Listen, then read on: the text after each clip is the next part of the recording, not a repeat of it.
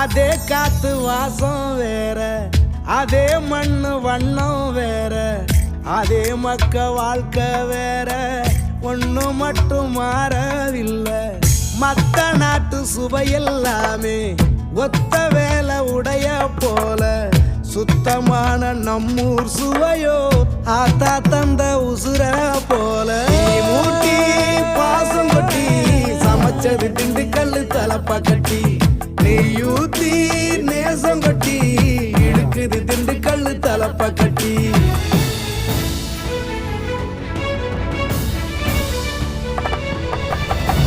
மூட்டி பாசம் கொட்டி சமைச்சது திண்டுக்கல் தலப்பா கட்டி, நெய்யூத்தி நேசம் கொட்டி படைச்சது திண்டுக்கல் தலப்பா கட்டி.